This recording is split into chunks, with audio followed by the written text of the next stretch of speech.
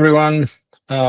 Welcome to the office hours, the Kairos office hours of what is today, 26th of May, Yep, 2025. So yeah, I'm not as wrong. how's it going?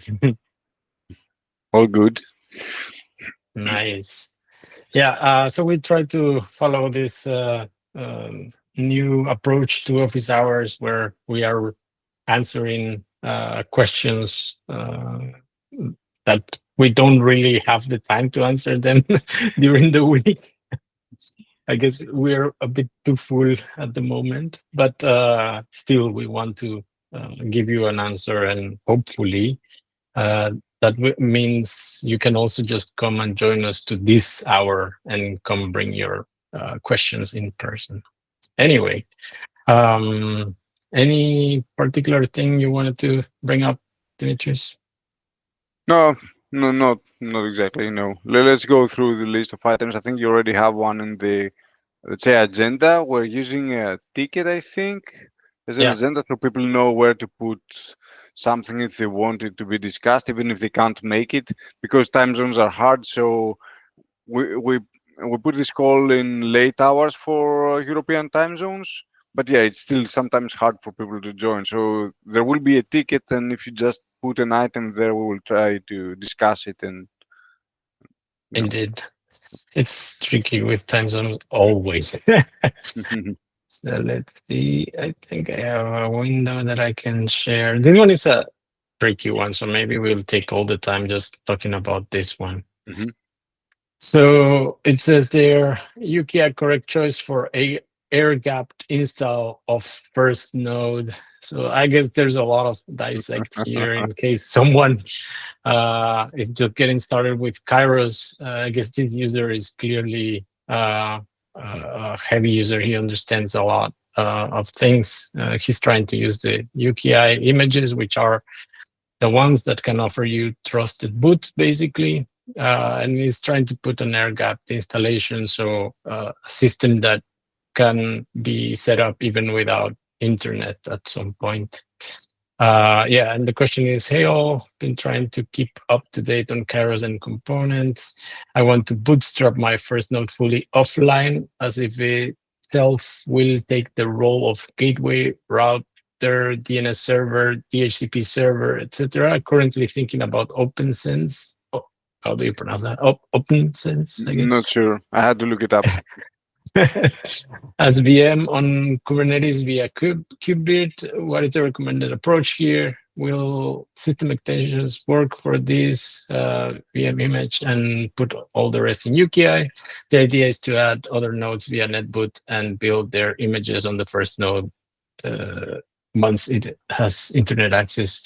So first of all, thanks Thomas Thomas. Yep. for posting the question. Sorry for the late reply, almost a bit more of a month later, but yeah, here we are trying to give our best on this. Also, we didn't prepare for this, so if we don't find an answer, well, we'll do our best anyway.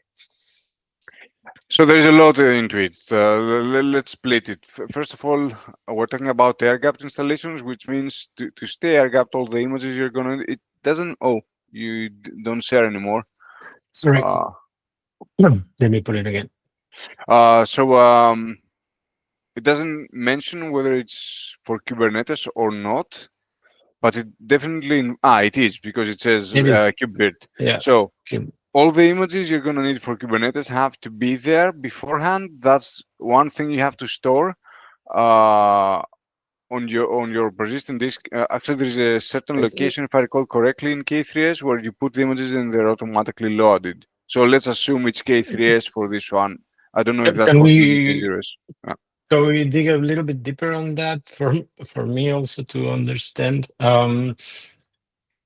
Does that mean that K3S has its own registry, so to speak? No, not really. You put them as tarballs. Let me find. I think we have a page in the documentation. Let me search for air gap. Air gap. How do you write that? With a dash, maybe. No. I will git grep instead. Docs git grep where Strange gap. that we don't have air.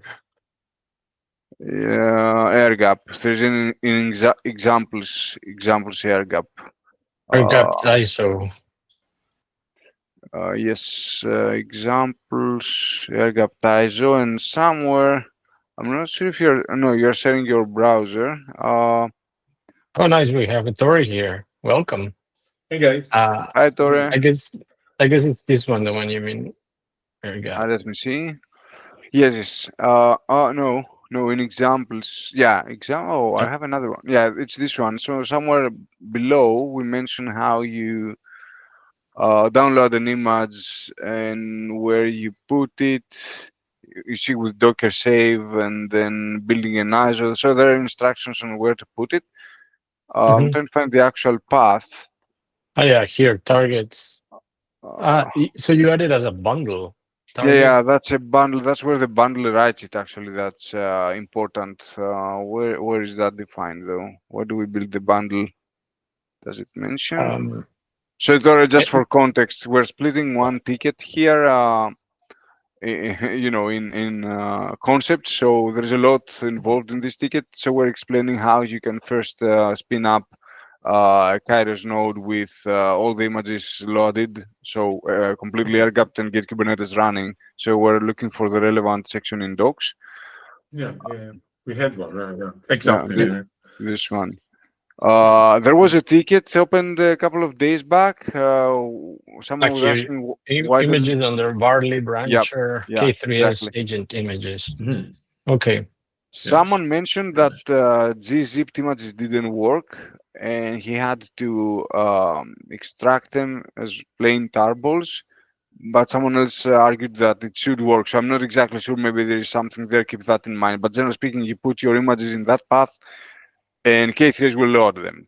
So that's the first That's step to very get cool. an air-gapped, an air-gapped K3s. So I guess we have to go to the next issue on the ticket. So that would give you, okay, that's enough to get you Kairos running with K3S, no internet.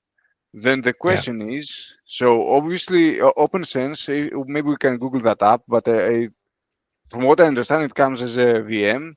So the idea is that KubeVirt is deployed, and yeah, this one, OpenSense runs as a VM there, and if I understand correctly, it will act as all these servers mentioned on the ticket, DHCP, Mm, what else was there? So that's just workload for Kubernetes. There's gateway also router. examples. Yeah, there's another path where you put your manifests and Yeah. K3s will load them. So that's how you probably set up this pod or whatever it has to be for KubeVirt. I think it's a custom resource, right? VM something. I think for the manifest, I also have examples here on the manual uh, single cluster, for example. So if you put it under, wait, sorry, I'm using K3S. If you put it under Barley brancher K3S server manifests, then it will pick them up. Mhm.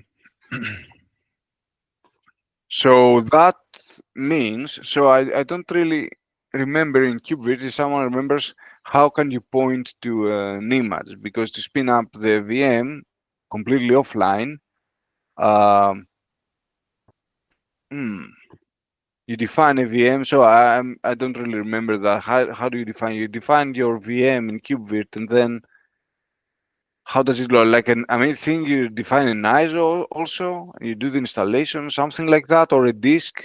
So it's probably going to be a volume, but it has to reside on the persistent volume somehow, right? To be offline. And the question is, how do you make it available as a system extension? My first thought is that system extensions themselves have a limit on how big they can be. Uh, like the um, like with UKI. So in UKI, you have a limit on how big the OS can be, and that's a limit posed by the firmware itself, But right? Yeah, but I think this is after you've loaded, right? So your limit would only be the memory on the system, no? I'm not sure. Maybe, probably, because there is some validation and there is an early validation of system extensions with signatures and such that happen early on. Okay. So we would have to check, but that's something to keep in mind. Other than that, I think you could make it a system extension as long as you can point to that from the customer resource, right? Mhm. Probably host volume. So you had to create a volume that points to the persistent disk. Mm. On a multi-node cluster, I'm not sure if that's a. No, we're talking about the first node, right? Only one node, so that's acceptable. There's only one node. That node can have a host volume where the actual files for OpenSense reside, and that's a system extension. So, in my opinion, I think it looks doable and correct. Yeah. I'm a bit lost. In I think I understand the problem, but I am lost in what you were saying. How do you connect this VM and then make that one be the one serving everything for I guess all the other images, all the other uh, what is Yeah, it? that's the last part All where the it other says nodes? Yeah, netboot. So I'm yeah, not yeah, sure exactly what it runs, but something like a Pixie server. So the DHCP server mentioned on the second line is probably going to offer to netboot, like what Aurora boot does. That's what I understand. So, for example, Aurora boot offers acts as a DHCP server, and when it receives a netboot request, it offers a file and such. So yeah. that's what this server would probably do to netboot the rest of them. So, So maybe that's an interesting approach to discuss too. How is there a way? Is there another way to do it with less components? I guess with only Aurora boot, maybe. hmm, Like, do you spin up the first machine which already has Aurora boot that gets started and initiates serving the Pixieboot server so that whatever other node that spins up within that network is going to be configured? yeah, could be. The part I'm not sure about is what role the OpenSense VM is going to take. How many responsibilities? So we see the HTTP server. That doesn't mean necessarily it's going to be the netboot server, right? Offering the Mhm. netboot. So I'm not 100% sure what's meant here. So the actual question, just to answer the actual question, is if it's going to work as a system extension to put the VM image there. I think this is going to work, but I need to check. I'm trying to check in KubeVirt. How do you define a VM? I Mhm. think you can either mount something like an ISO that becomes, a device on your VM, or even a disk. It's been a while since I tried that. Docs. Uh, Yeah, diving in the architecture, So what do I user do? A new- How compute. do I create a new drawing on Excalidraw? I always get that, but I can just do it here. So let me see if I understand this. So we have this first node, which will come with, inside it will have a VM with OpenSense.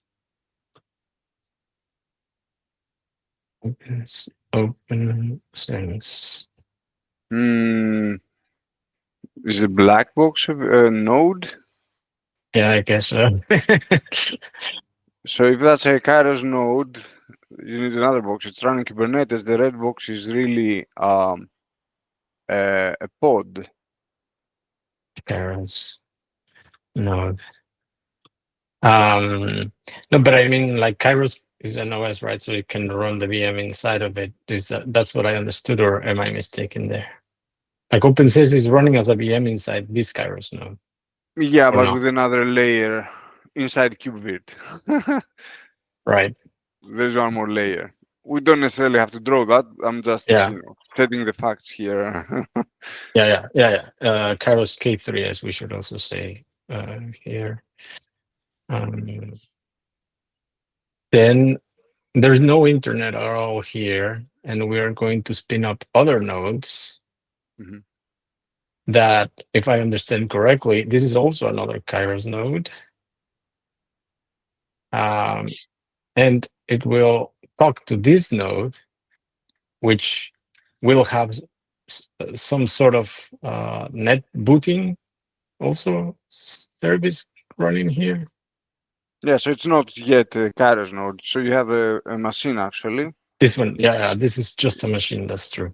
that boots Uh, in net boot mode. uh, empty node. Let's call it. And this is a, I don't know, netboot server. Netboot server.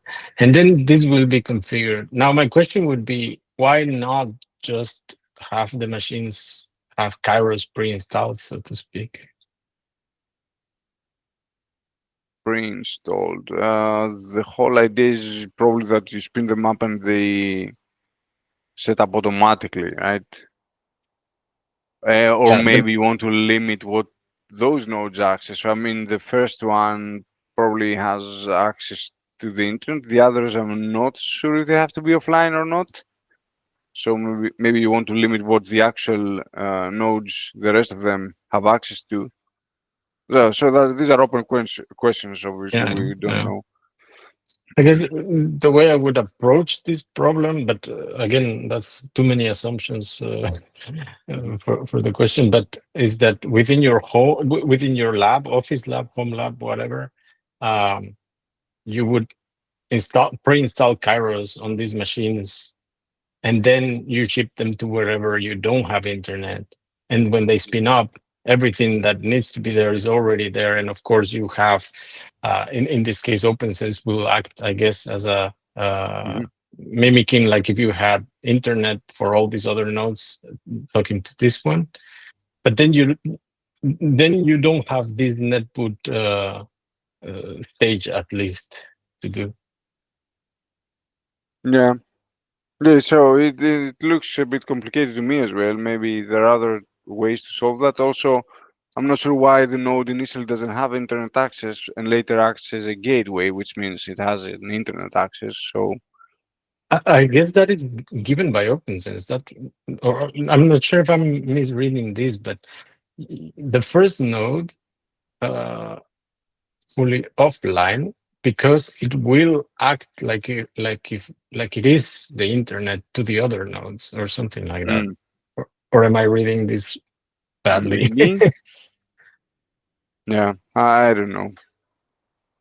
So yeah, I mean, let's stick to the things we actually know. So whether you can spin up qvirt and use system extensions for the VM. I'm trying to find an answer for that. If someone remembers how qvirt works, I'm trying to find an example manifest to see how you define it. I think you pointed to a disk or something. Let's ask ChatGPT. Yeah, I'm about to do that. uh, instance preference. Yeah, they have so many ways, I guess that's why I don't find it. Volume. Yeah, you point to PVCs. Mhm.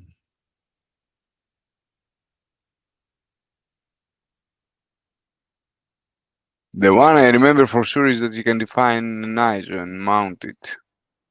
So if that's the format in which you make OpenSense available, I think that's doable. You just have to create to point it to the persistent partition, wherever your Mhm. system extension puts it. Yeah. Okay. Yeah, I'm not sure if we All can right. say much more on this ticket, to be honest, given how much information we got. We can summarize this a bit and reply in case Thomas doesn't watch this video. Yeah, indeed, indeed. So let me put links to the docs. What else? I think the example or the manifest is also worth putting. About the cube build, do you have any links to share? Just okay, sorry. This one, which I was reading, how you create VMs, but yeah, I would need to maybe find an exact snippet or example or something, but maybe put it there. Yeah, but that, yeah, by reading that, we assume you just want to mount a volume from host, from where the system extension placed the file. Mhm. Okay, and just to close, I guess I will reply afterwards, but just to close, how would you guys solve the problem of having machines that you just want to net boot in an air gap situation without including all of this setup? Like I was saying, I think what I have in mind, the easiest solution I can think of is just to have a first node that brings Aurora boot, and then that one will configure all the other nodes, right? Yeah, which by the way reminded me that up to now you couldn't netboot in UKI mode with Aurora boot, so that's only possible since last week, Friday or something, right? That's the thing we delivered last week. It's not even announced anywhere. We're Yeah, writing talks today. Um, yeah, good so point. yeah, I completely missed that. Maybe that's what he is looking for because we didn't have it, and now we have it. it doesn't look like he went that far. I think he assumes that you can netboot Yuki. So from now on, you will be able to. There's a docs page. Was it merged? I think we merged Not it. yet. Or No? yeah, Okay. I there think is so. docs. Nice. Uh, Here it well, is. Oh no, this is no, no. 6. Check the closed ones. Uh, yeah, you're Yes. right. Cool. Yeah, so it explains how to do that and how it In works. the Robot So reference. I would do it because you first have to enroll keys and such. So you have to put all the machines in setup mode, Mhm. serve them together using the Aurora boot command here. So that helper EFI file we have will enroll them, the EFI key enroller mentioned here in the docs. And then the machine will have the keys enrolled to boot the actual artifact, the ISO, and install Kairos and all. Mhm. Yeah, yeah, good point. Put that there as well. All right. I think that's as good as we can Yeah. make this time. I didn't prepare any other question because I felt this one was really going to cover all of our time anyway. I don't know if there's anything else you guys want to bring.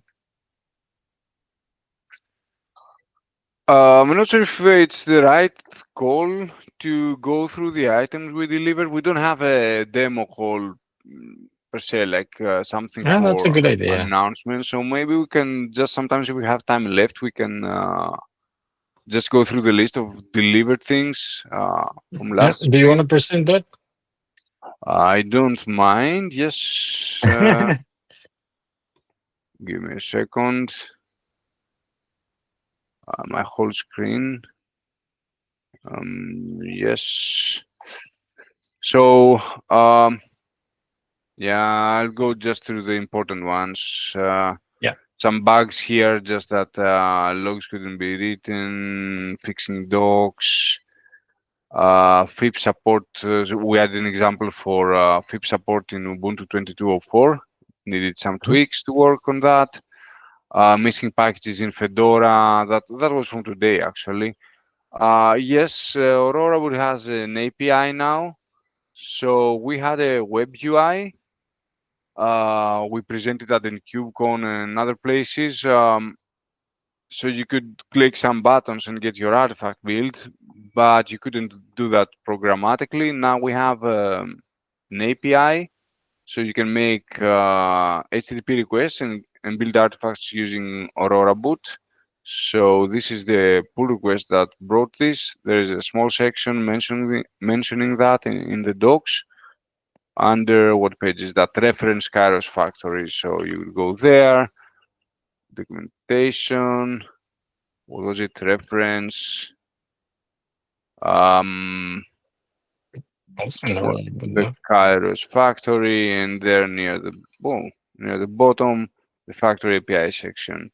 There is Ah, a yeah. Swagger Open API spec. So in this URL, when you spin up the web UI, you can see the Open API spec and the various endpoints. Okay, let me go back to the list of things. Fixes, bug fixes, old issues we closed. We changed a bit the looks of the web UI. Now it has an accordion because the form grew a bit too long and we have more fields we want to add. So we had to make it sections that fold. Uh, um,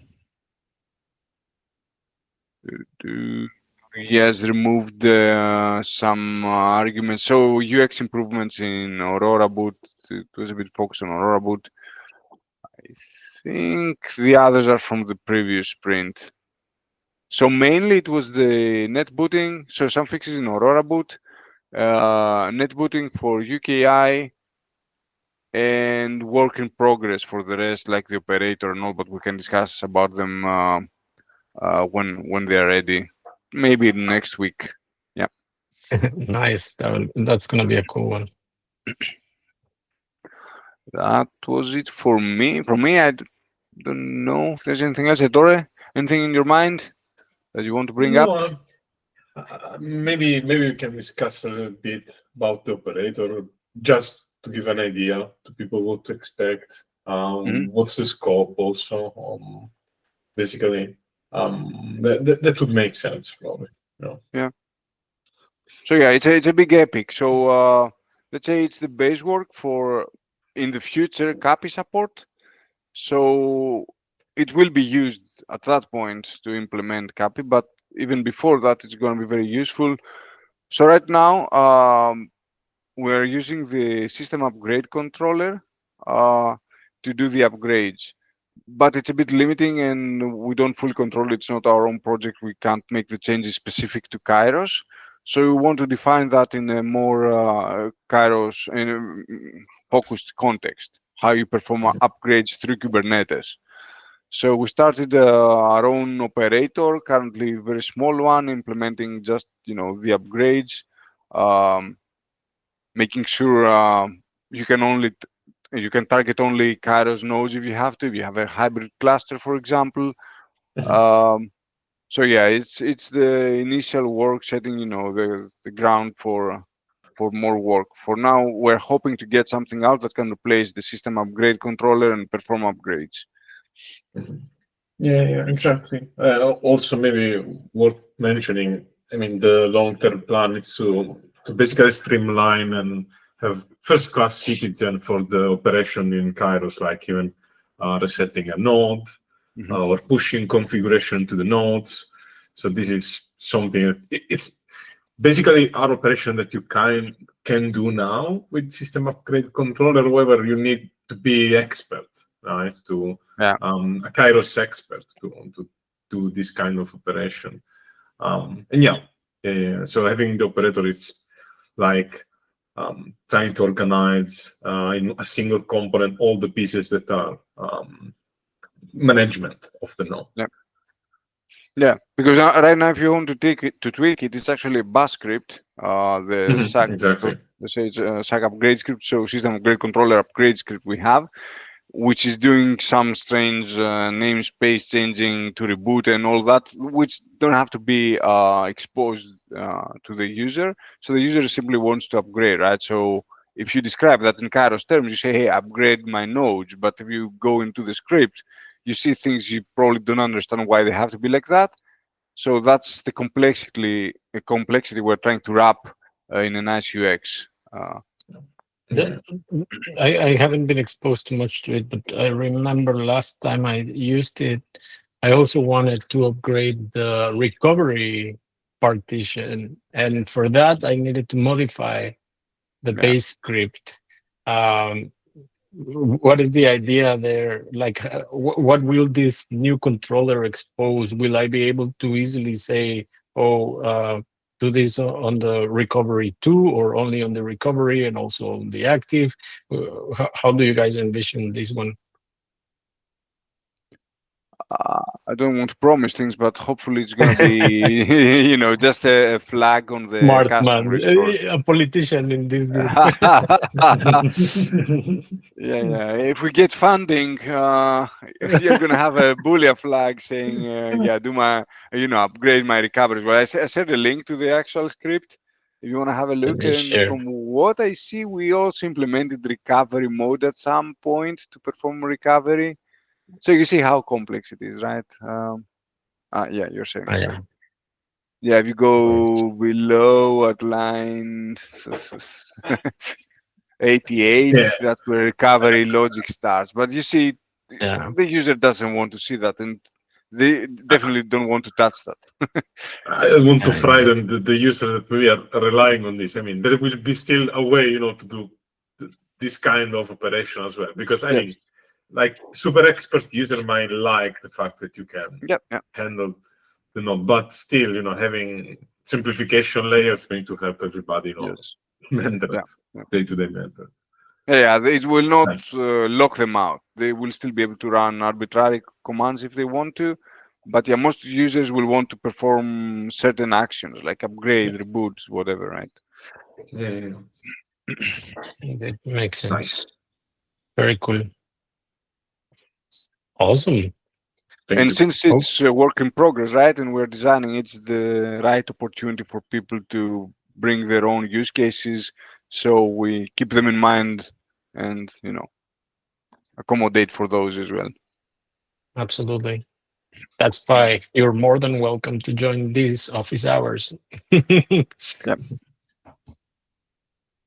Oh, by the way, Okay. another thing, Mhm. last thing, sorry, another thing we Yeah, can no do in worries. this call is let people know if we have upcoming events, in case they are Oh, there as yeah. well and they get a chance to meet us. The next one, if I'm not mistaken, is the one in Bologna, right? Yeah, Uh, indeed. Yeah, or what raw is it? code, right? Also, if Yeah, that's a good Yes. point. We have Rocco this week, Wednesday evening. If you want to join us, I don't know if it's live, so I don't know if you can join immediately. But even if you don't, you can probably watch it once it's on their website. Mhm. And then Cloud Native Days Italy, 23rd and 24th of June. 23rd, you can learn with the three people you have here on this call a workshop on how to put together Come on, Kamaji, see. sorry, Yeah. Kamaji and Kairos together.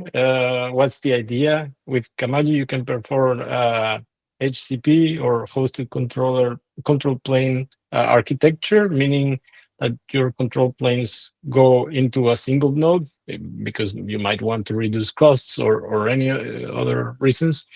And then have immutable nodes based on Kairos join that cluster. So that's what we're gonna teach on that's a Monday, I think. And then on Yeah. Tuesday, 24th, we are going to have a talk about the Kairos factory. So how to build how this new web UI for Aurora Boot works and why we came up with it and stuff like that. So everyone is more than welcome to join us. And we also have William in KubeCon Japan. If anybody's joining yeah. in KubeCon Japan, I don't remember the date though, but we're gonna have a pavilion kiosk, project pavilion. In Japan, that is happening on 16 and 17 of June. Oh, yeah, it's even sooner, actually. Mhm. Good call. So make sure you reach out to William there. It would be amazing if all of a sudden we have someone in Japan from the call. All right. Cool. All right, guys. Then have a great evening, and until next week. You do. To See you soon. you know, Ciao. Bye. bye bye.